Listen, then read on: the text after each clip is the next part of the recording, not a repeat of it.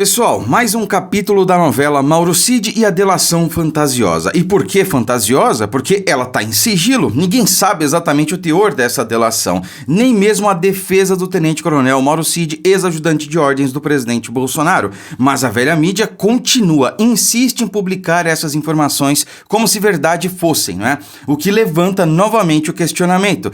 Será que estão vazando essas informações? Se este for o caso, é um crime grave que precisa ser investigado, que o judiciário precisa se posicionar, né? Mas parece que isso tá virando rotina, tá virando normalidade essa questão, né?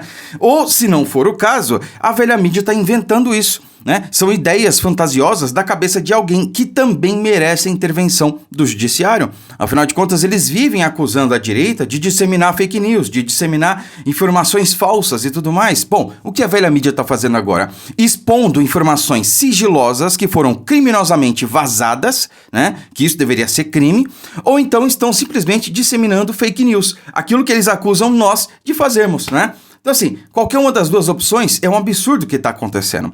Mas vamos lá, agora eles estão divulgando que na suposta delação do tenente-coronel Cid, né, o presidente Bolsonaro foi ameaçado pelo ex-comandante do Exército de prisão. Vejam só, bomba, comandante do Exército ameaça Bolsonaro com ordem de prisão, né?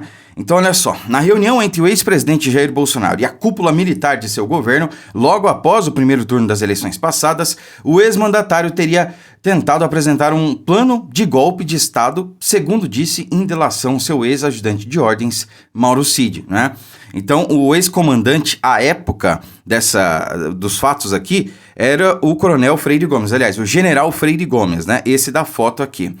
Então, ao tomar conhecimento do teor do encontro, ainda segundo Cid, o então comandante do Exército, general Freire Gomes, ameaçou dar voz de prisão ao superior hierárquico por tramar contra a Constituição. Será? Sinto o cheiro de fumaça no ar novamente, meus amigos. A gente teve uma semana bem conturbada, cheia de decisões polêmicas, para dizer o mínimo, né? E cheia de aparições também polêmicas, tanto do Lula quanto de algumas figuras do judiciário, né? E cairia muito bem uma cortina de fumaça para encobrir tudo isso, né? Vocês não acham? Posso estar errado, mas é assim que eu vejo as coisas. Bom, se o senhor for em frente com isso, serei obrigado a prendê-lo, avisou Freire Gomes, né? A reunião, segundo o depoente, ocorreu em 24 de novembro de 2022, no Palácio do Alvorada. O então comandante da Marinha, almirante Almir Garnier, teria sido o único a manifestar total apoio à iniciativa. Bom, de fato, houve várias reuniões, né? Não me lembro agora a data especificamente, mas houve várias reuniões entre o presidente Bolsonaro e a cúpula das Forças Armadas. Por quê? Porque isso é protocolar, meu Deus do céu. É normal o presidente da República, o comandante supremo das Forças Armadas, o chefe de Estado e chefe de governo se reunir com comandantes militares. É normal, né? Agora, olha só, derrota. O brigadeiro Carlos Batista, comandante da Aeronáutica, por sua vez, limitou-se ao silêncio diante da proposta de Bolsonaro. Segundo o delator, o comandante Freire Gomes sabia que o golpe não poderia dar certo. Por que eu acho que tudo isso aqui é fantasioso, meus amigos? Porque, olha só, o que eu não entendo, sinceramente, é como é que essa gente continua falando em golpe. Porque mesmo que o artigo 142 fosse acionado, e ninguém sabe exatamente o que aconteceria, porque ele nunca foi acionado, né? Os militares nunca foram acionados através do artigo 142 para nada, então ninguém sabe como se daria esse processo, o presidente Bolsonaro não permaneceria no poder. Não havia previsão legal para que isso acontecesse. O que eles estão falando é que o Bolsonaro estaria realmente tramando permanecer no poder com o apoio dos militares? Isso nem só seria um golpe, como também seria ditadura. Tudo que o presidente Bolsonaro sempre rechaçou. Sempre falou, vou andar sempre dentro das 4 linhas da Constituição, e fez isso durante os 4 anos que esteve no poder. Por que diabos ele ia fazer uma reunião propondo algo desse nível? Se tornar um ditador, porque ele seria um ditador. Não havia previsão legal, aliás, não há previsão legal para que o presidente Bolsonaro permanecesse no poder após as eleições, quando nós já sabíamos o resultado. Então, assim, o que eu entendo é que a velha mídia está trazendo essas informações aí da cabeça, talvez seja da cabeça de uma pessoa. Um cara esteja fazendo aí essas fantasias, jogando ao vento, e aí tá todo mundo replicando e tomando como verdade, de fato, isso aqui.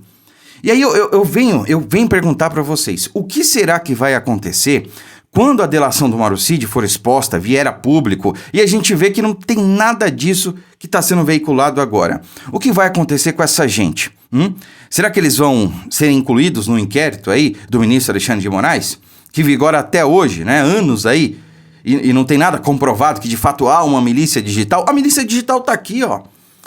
Estão distribuindo informações falsas, sem comprovação, ou então, se realmente forem verdadeiras, estão recebendo essas informações de maneira criminosa, porque essas informações, se forem verdadeiras, se forem de fato a delação do tenente-coronel Mauro Cid, são sigilosas. Se são sigilosas, não podem estar em poder da velha mídia.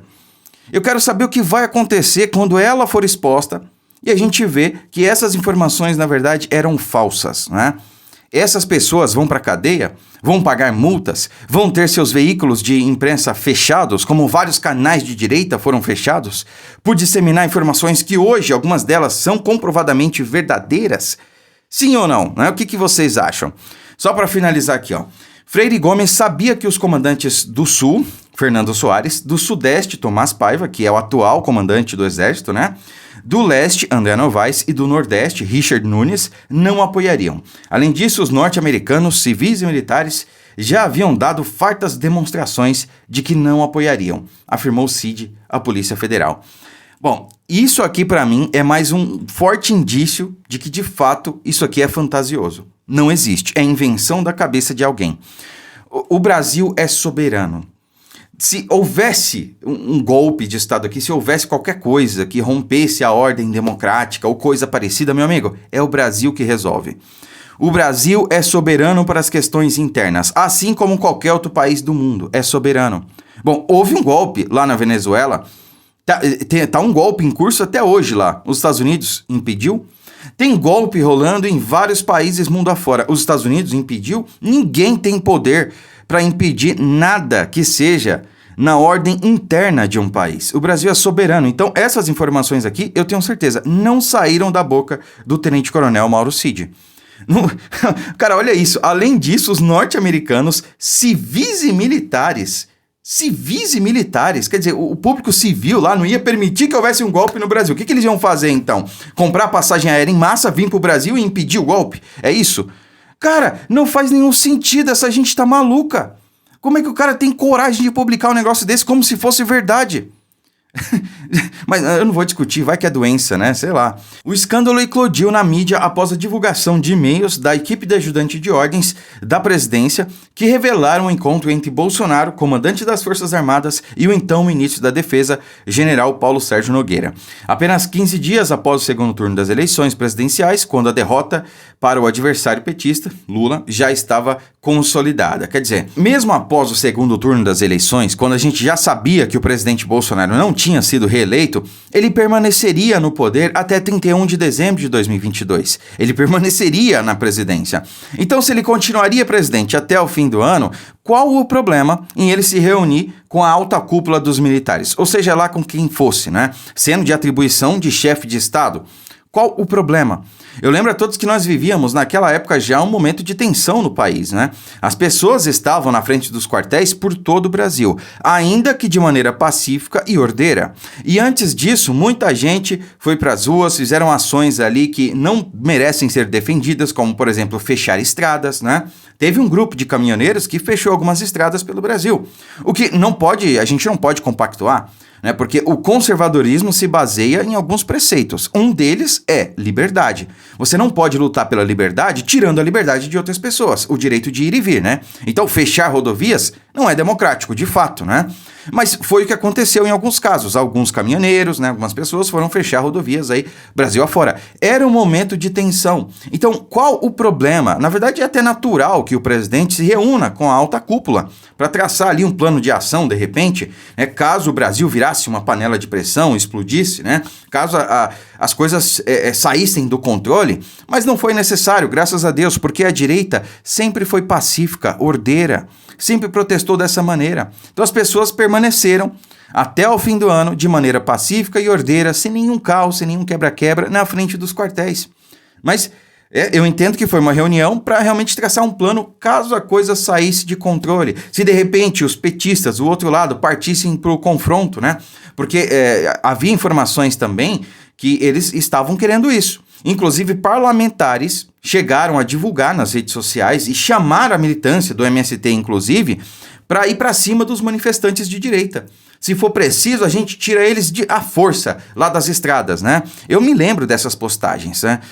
Alguns caminhoneiros fecharam ali alguns trechos de rodovias e aí acho que foi um parlamentar de esquerda, se não me engano, do próprio PT, que ameaçou chamar o MST e militantes aí de esquerda para tirar esse pessoal à força. Ou seja, estavam dizendo ali que realmente iam para o confronto, né? Então, assim, qual o problema em ter uma reunião da alta cúpula do comando militar aí com o presidente da República? Eu não vejo problema nenhum, né? Eram totalmente protocolares. Agora, ressalto o que eu já falei. Para mim, isso tudo é fantasia da cabeça de alguém com claro intuito de mascarar o que vem acontecendo no resto do país. Principalmente se referindo à parte do judiciário e também ao Executivo Federal, a presidência da República, que tá por aí, né? Viajando o mundo afora. Ninguém sabe quando o Lula volta para o Brasil e quanto tempo ele vai permanecer aqui antes da próxima viagem, né? O que a gente sabe até agora é que 500 milhões de reais foram tirados da segurança pública e o desgoverno queria destinar justamente para comprar um avião de 400 milhões de reais, com cama de casal e direito a mais autonomia, para que o Lula e a Janja não precisassem fazer escala em nenhum outro país nas suas viagens internacionais, né? Esse grave absurdo ninguém quer falar. E uma cortina de fumaça como essa aqui seria ideal para mascarar essa informação. Vocês não acham? Essa e outras, né? Curta, comente, compartilhe muito esse vídeo, fiquem com Deus e até a próxima.